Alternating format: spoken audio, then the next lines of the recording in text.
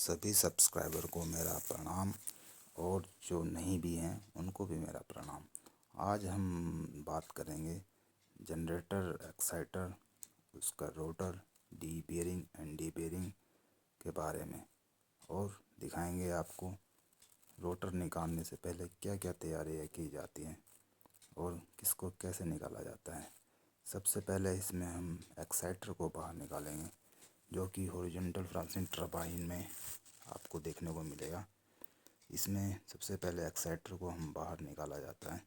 इसके लिए सभी लोग अपनी पूरी तैयारी के साथ इसमें लगे हुए हैं, जिसमें इसमें एक्साइटर और रोटर के बीच का गैप चेक करा जाता है, जो कि बहुत ही कम होता है, जो कि नियर अबाउट 2 mm के लगभग है।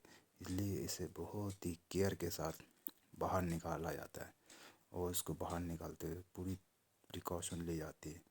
इसको क्रेन के द्वारा थोड़ा सा ऊपर लिफ्ट किया जाता है, जो कि 1 mm के नियर अबाउट होता है, और चेक किया जाता है कि ये मोमेंट इसमें कुछ हो रही है कि नहीं हो रही। ये देखिए, आपको इसमें नीचे दरारें नज़र आ रही है, जो कि सिल बीम से एक्साइटर का बॉटम का गैप नज़र आ रहा है। इससे कि हमें पता चल रहा है कि ये 1 mm के लगभग लिफ्ट हो चुका है और ये बाहर निकालने के लिए अब तैयार है। ये पूरा का पूरा एक्साइटर एक सिल बीम के ऊपर लगा हुआ है, जिससे कि इसको बैलेंस और लेवलिंग प्राप्त होती है। इससे इसको पूरा लेवल किया जाता है। अब एक्साइटर को बाहर निकालना शुरू कर दिया है। इसको बहुत ही आराम के साथ और बहुत ही केयर के साथ सभी एक्सपर्ट्स पर्सन और पूरी टीम के साथ बाहर निकाला जाता है। ये देखिए, अब ये बाहर आ गया है और सभी गाइडलाइंस को पूरा करते हुए हमें इसको क्रेन ऑपरेटर को उसके गाइड किया जाता है कि कब मोशन इसके स्पीड को तेज़ रखना है और कब स्लो करना है। उनके मार्गदर्शन में ही ये सारा का सारा काम बहुत ही सफलतापूर्वक पूर्ण कर लिया जाता है। इसमें छोटी सी चूक बड़ी हानि के तौर पर सामने आ सकती है, इसलिए इस बात का बहुत ध्यान किया जाता है कि कहीं भी कोई चूक ना हो। और एक्साइटर रोटर निकलने के बाद हम इसके स्टेटर को चेक कर लेते हैं कि इसमें किसी प्रकार की खरोंच वगैरह तो नहीं आई है, और जो कि हमें सही पाई गई, जिससे कि हमें आगे का कार्य करने के लिए चाल मिल चुकी है।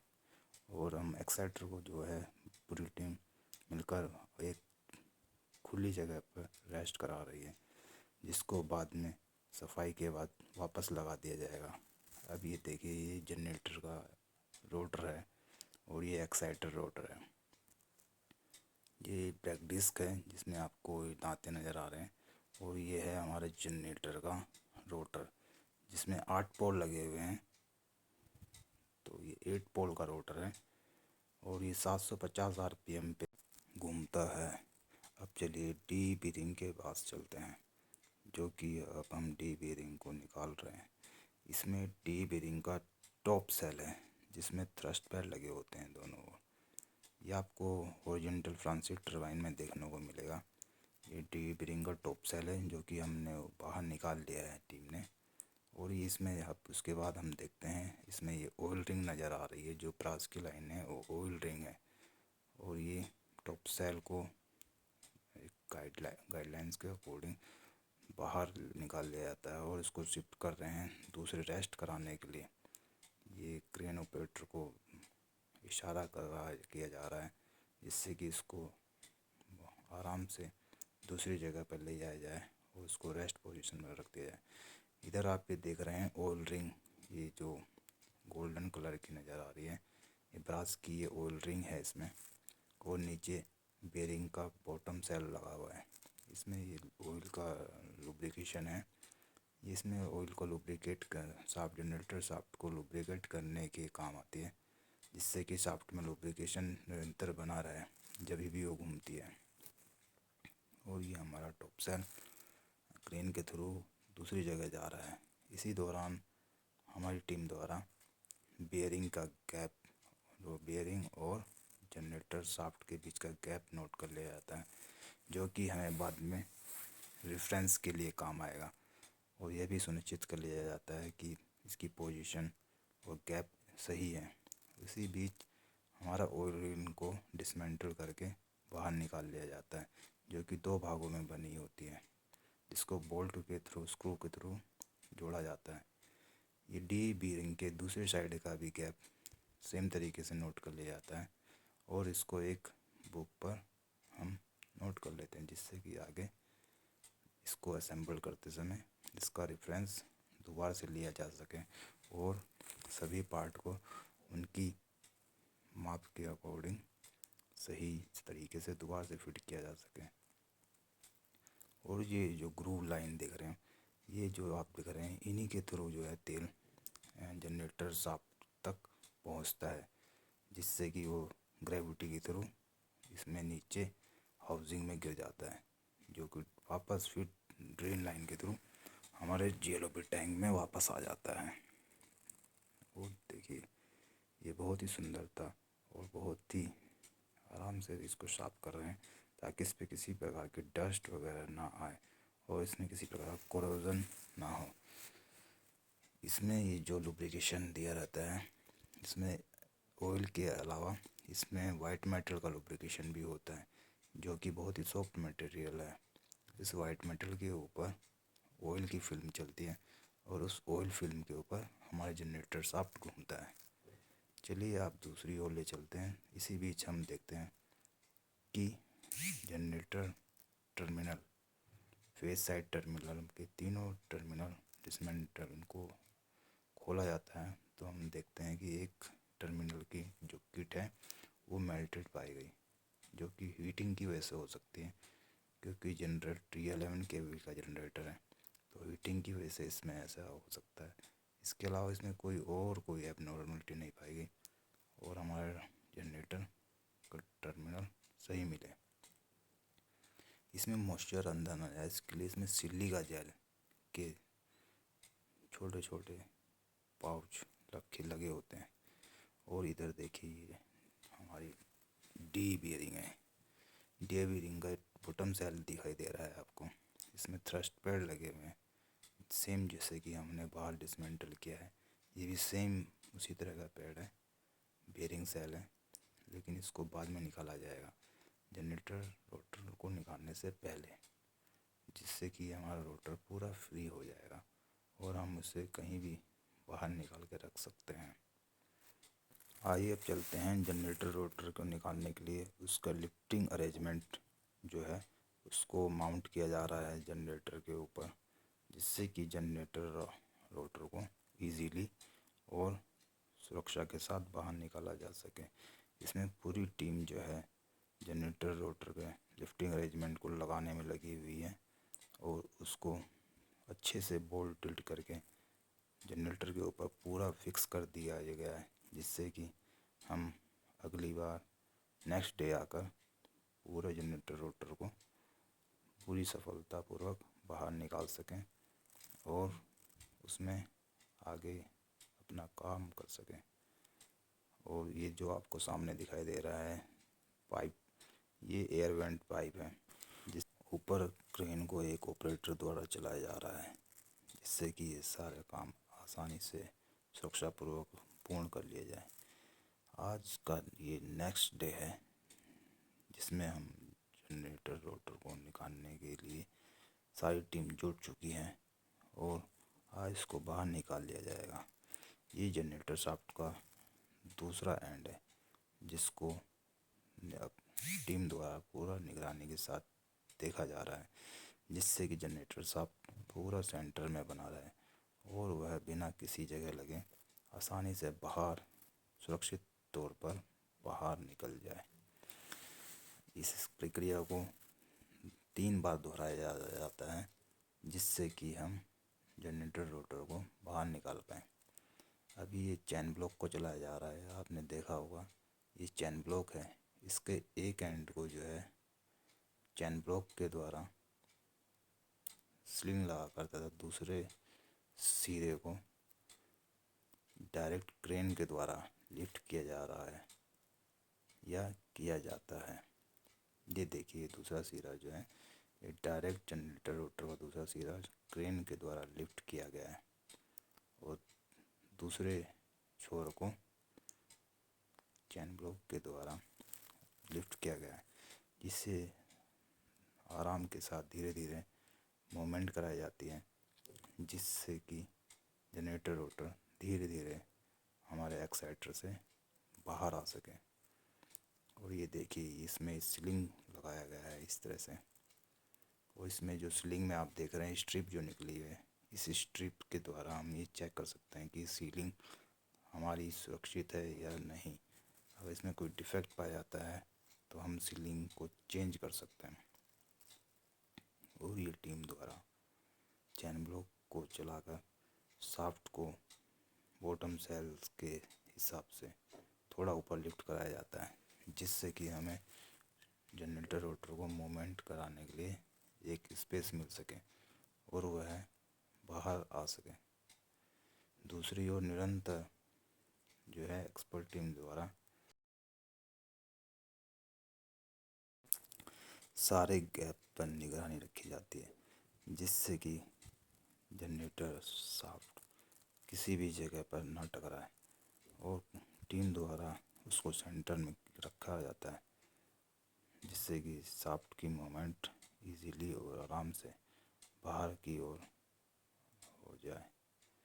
ये देखिए ये दबाव के साथ इसको सेंटर करने की कोशिश की जा रही है, जिससे कि वो सीधा रहे और अपने अलाइनमेंट में चलते हुए जनरेटर एक्साइटर से बाहर चला जाए। इसमें इसको रेस्ट कराने के लिए 2 से 3 बार इस प्रक्रिया को दोहराया जाता है, और इसमें जनरेटर शाफ्ट के नीचे स्लीपर लगाए जा रहे हैं, जिससे कि जनरेटर शाफ्ट को कुछ मिनट के लिए रेस्ट कराया जाए। और इस प्रक्रिया में इसको रेस्ट करा लिया गया है, और इस प्रक्रिया के बाद जो चैन ब्लॉक की मोनोरेल है उसको चलाकर शाफ्ट के बाहर वाले एंड की ओर घुमा ले जाया जाता है, और फिर इसको दोबारा से स्लिंग से चैन ब्लॉक को टाइट कर लिया जाता है। शाफ्ट का लोड स्लिंग पर ले लिया जाता है। अब दोनों छोर का जो वज़न है वो स्लिंग के ऊपर आ चुका है। अब इस प्रक्रिया को दोबारा से हम लेफ़्ट से राइट की ओर मोनोरेल की सहायता से ले जाते हैं। ये आप देख रहे होंगे वीडियो में, आप देख रहे हैं, ये बहुत ही सावधानीपूर्वक सारा कार्य किया जाता है, जिससे कि सभी कार्य सावधानीपूर्वक पूर्ण हो सकें। और ये देखिए अभी पूरी शाफ्ट हमारी जो है का जो वज़न है स्लिंग पर आ चुका है। इसी बीच हम इसके नीचे से स्लीपर को हटा देते हैं।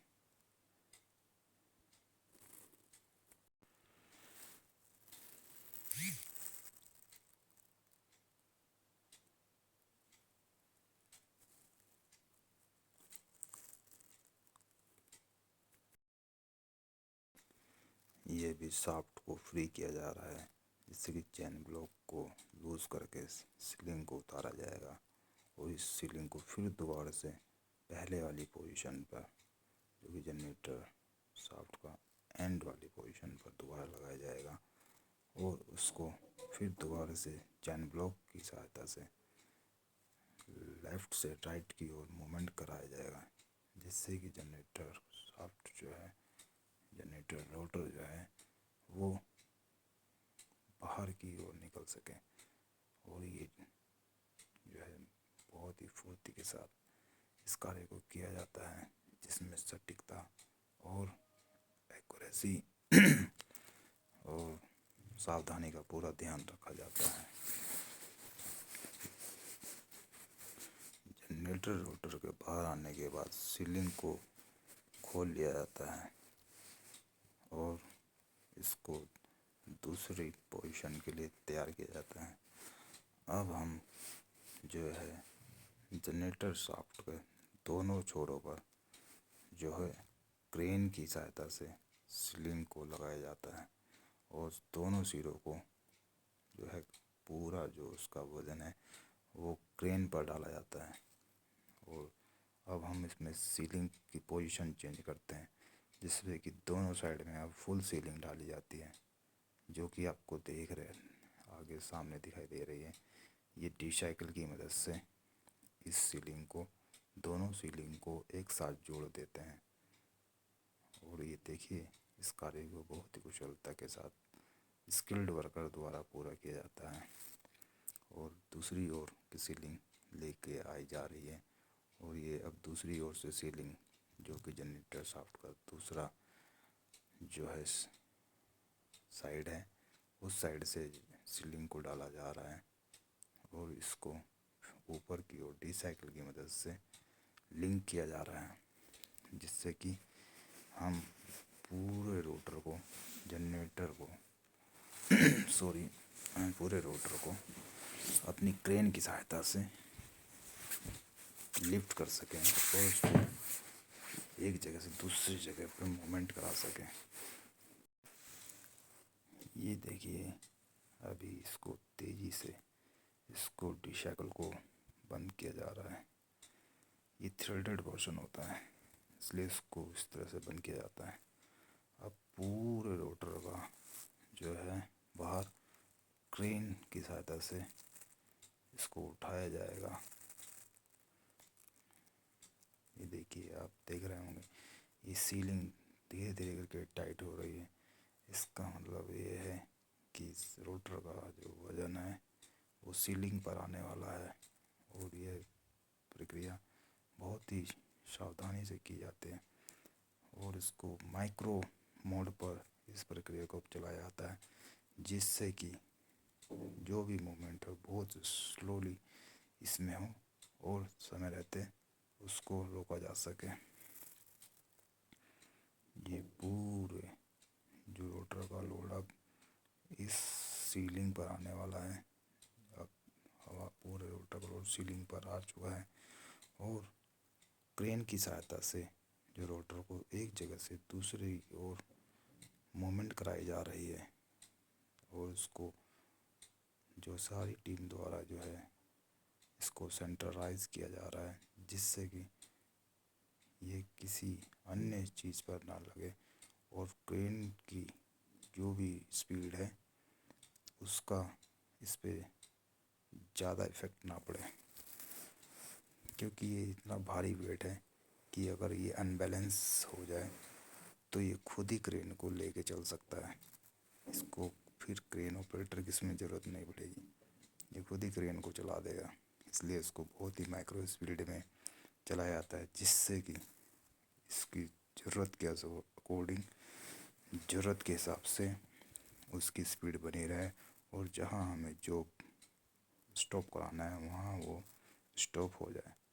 अब ये देखिए, इसको रोटर को डायरेक्ट नीचे ना रख के इसको एक सपोर्टिंग जो है सपोर्ट है इसके लिए बनाए हुए हैं, उन सपोर्ट के ऊपर इसको रेस्ट कराया जाता है, जिससे कि इसके पोलों पर किसी प्रकार का अनावश्यक भार इसके पोलों पर ना आए, और किसी अन्य क्षति इसके पोलों में ना हो। ये देखिए, टीम द्वारा जो है इसके जो रेस्ट कराने वाला जो भी बीम है, ये इनको इसके नीचे शाफ्ट के नीचे रख दिया गया है, जिससे कि रेस्ट कराते समय ये इसकी जनरेटर शाफ्ट है जो है, जनरेटर रोटर की जो शाफ्ट है वो इस पर, इन ब्लॉक पर आराम से रेस्ट कर सके, और हम जो सीलिंग है उसको रोटर से फ्री कर सकें। ये जनरेटर के पोल नज़र आ रहे हैं। ये देखिए, इसको एक ब्रास या कहें कॉपर की पत्ती के ऊपर इसको रेस्ट कराया जाता है, जिससे कि डायरेक्ट कोई खरोच किसी भी प्रकार की हमारी जनरेटर शाफ्ट पर ना लगे। और इसको दूसरा इसका पर्पस होता है, जिससे कि हम इसको रेस्ट पोजीशन पे भी हम हाथों की मदद से इसको 360 डिग्री में घुमा सकें। इसके लिए हम इसमें सपोर्ट के ऊपर एक कॉपर की पत्ती रखते हैं, जो दिखाई दे रही होगी कॉपर की पत्ती है, जिससे कि इसको बाद में हाथ के फोर्स द्वारा जो है घुमाया जा सकता है ज़रूरत पड़ने पर। ये कॉपर की पत्ती है, इससे इसमें 8-10 mm का क्लियरेंस बना रहता है और इसको हम इजीली इस पोजीशन पे, रेस्ट पोजीशन पे इजीली घुमा सकते हैं। दोनों साइड में पत्ती लगी हुई है और ये देखिए अभी ये जो है अपनी रेस्ट पोजीशन पर आ चुका है।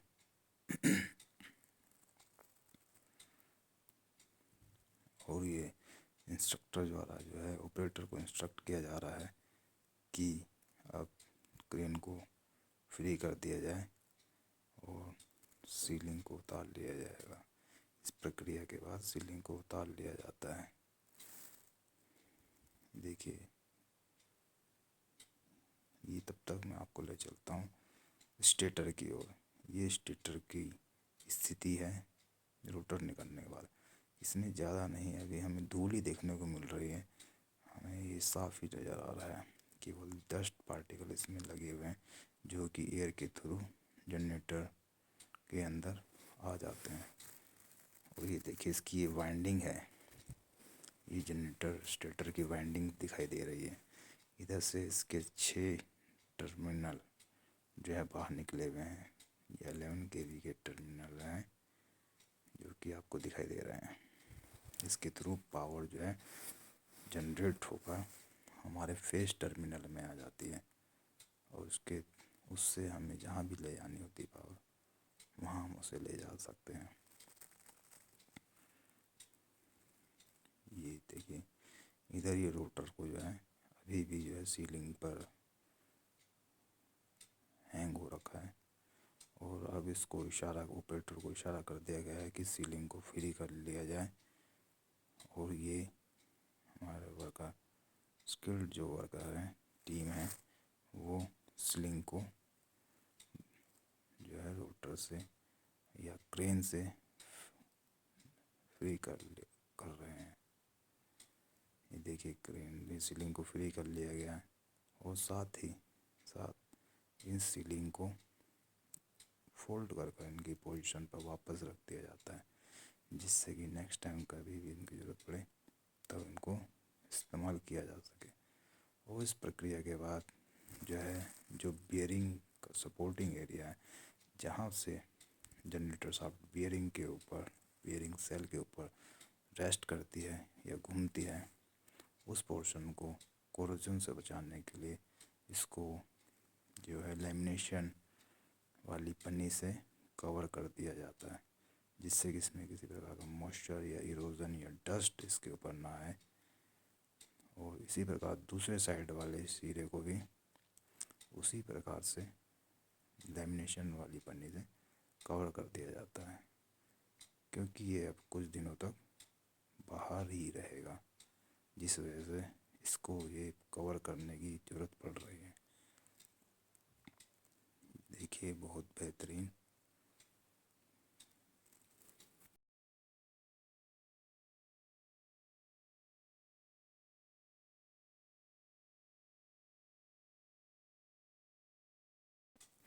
इसी बीच जो है हमारे पास एक कुरियर आता है, जिसमें हमें मिलता है क्रेन का रिमोट, जो कि वायरलेस रिमोट है।